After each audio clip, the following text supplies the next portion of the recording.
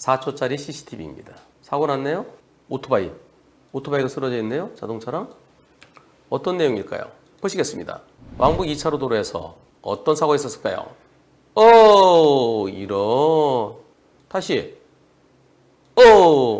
아니 오토바이가 좌회전하려면 이렇게 가야죠. 근데 왜 역주행을 한대요? 요 차 때문에 안 보였죠? 안 보이는데 저 차 천천히 옵니다. 과속 방지턱 넘으면 속도가 뚝 떨어져요. 천천히 이때 쿵 거의 멈추는데 쿵. 여기가 중앙선이 끊어져 있어요. 중앙선 끊어져 있고 정지선도 있습니다. 교차로일까요? 이쪽 길이 있네요. 그럼 이 오토바이는 어디서 나왔을까요? 사거리일까요? 억지로 사거리라고 말할 수 있을 수도 있어요. 그런데 이것은 이렇게 되어 있습니다. 오토바이가 나온 곳입니다. 오토바이 여기서 나왔어요. 저 뒤로 가면 넓은 길이 있습니다. 넓은 길이 인도랑 연결되는 T자형 인도라고 그럴까요? 보도블록이 깔려 있어요. 여기는 오토바이가 올 수 없는 곳입니다. 오토바이는 인도를 침범해서 인도로 튀어나온 거예요. 오토바이가 이렇게 온 겁니다. 불박차 이렇게 왔고요. 오토바이 여기서 아까 그 인도 쪽에서 튀어나왔고요. 사람들이 걸어갈 수 있도록 만들어 놓은 곳이지 차가 다닐 수 있는 곳이 아닙니다. 그래서 이분은 거기서 차가 나올 것을, 오토바이가 나올 것을 전혀 예상 못 하셨다는 겁니다. 그리고 오토바이 나오더라도 그런 데서 나올 때는 섰다가 조심해서 하는데 푹 역주행 형태로 나왔어요. 이쪽은 어떻게 됐을까요? 이쪽은 차가 못 다녀요. 실질적으로는. 사람만 다닐 수 있는 곳이에요. 그래서 여기는 억지로 차가 들어갈 수 있으려고 그러면 문 좀 열어주세요. 그럼 들어갈 수 있지만은 현실적으로는 차가 들어갈 수 없는 곳입니다.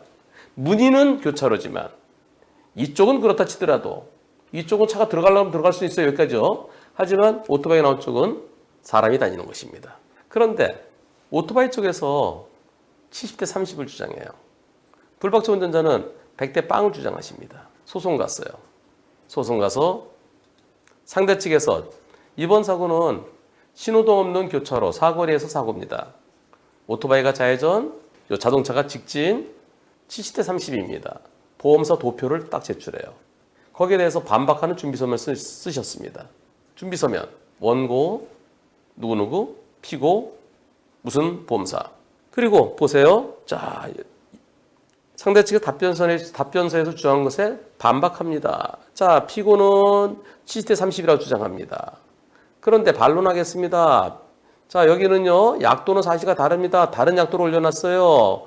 그리고요, 또 여기는 차가 다닐 수 없는 곳이에요. 또 여기는요, 저는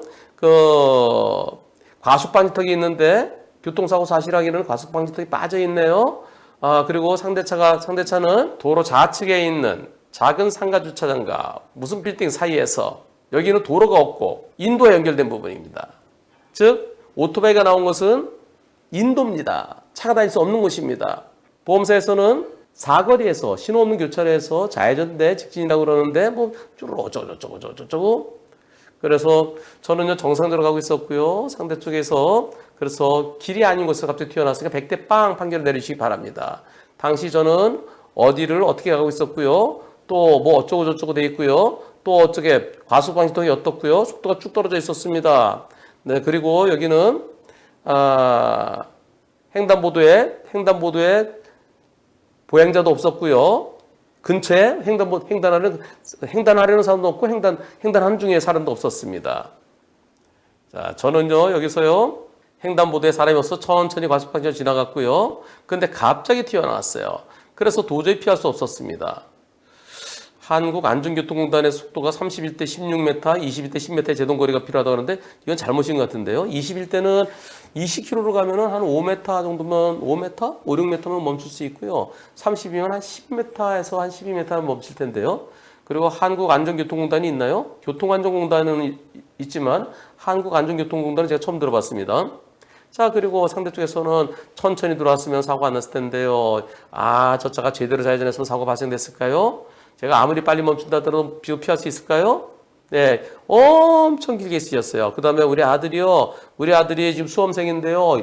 그때 같이 타이 타고 있었거든요. 근데 아파서 치료도 못 받고 병원을 갔다가 혹시 코로나 또 환자랑 또 섞일지 모르니까 그래서 치료 제대로 보고 엄청 고생하고 있어요. 예, 그러면서 상대 측 오토바이 운전자는 우리 보험사로부터 70대 30을 해서 돈을 많이 받아갔어요. 치료비도 다 받아갔고요.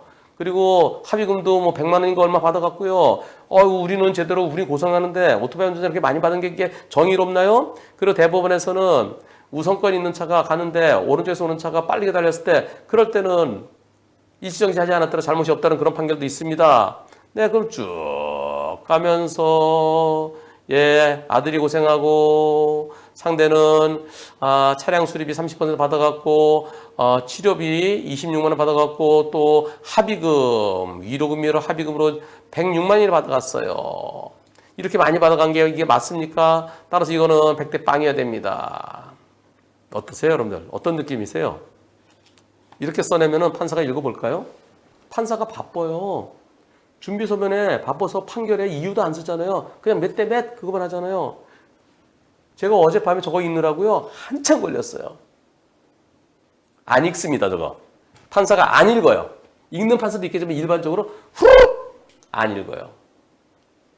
저렇게 길게 쓰면요. 주저리예요. 저기 포인트가 되는 거 없어요. 준비서면은 뭐예요?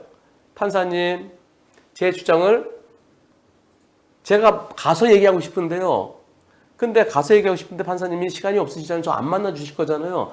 그러니까 제가 글로 드릴 테니까 꼭 좀 봐주세요. 그럼 포인트만 설명해야죠. 저렇게 읽겠으면 안 봐요. 제가 이렇게 말씀드렸습니다. 방금 읽어봤는데요. 이렇게 써낸 판사가 안 읽을 것 같아요. 대학 수험생인 아들이 다쳐서 공부에 지장이 있다. 그 판사는 관심도 없어요. 상대 운전자 많이 받아갔다. 그건 우리 보험사에서 쓸데없이 막 퍼줘서 그래요. 그것도 관심이 없어요. 결국 100대 빵이냐 아니냐, 70대 30이냐 100대 빵이냐, 그 둘 중에서 물론 판사가 100대 빵 해줄 수도 있지만 저는 거기서 자전거는 나올 수 있잖아요. 애들 자전거 나올 수도 있기 때문에 혹시에 대비했어야 된다면서 불박차한테 혹시 한 10%? 아니면 20% 그럴 가능성도 있습니다. 100대 빵이냐, 상대 오토바이이기 때문에 오토바이 역주행이기 때문에 확 나왔기 때문에 100대 빵 충분히 할 수 있어요. 근데 애들 자전거도 나올 수 있으니까 그런 측면에서는 100대 빵 아닐 수도 있습니다. 근데 70대 30은 가혹하죠. 그래서 이런 거는 판사가 관심 없는 거 아무런 의미가 없어요. 다시 쓰세요. 이 부분 다 버리고요.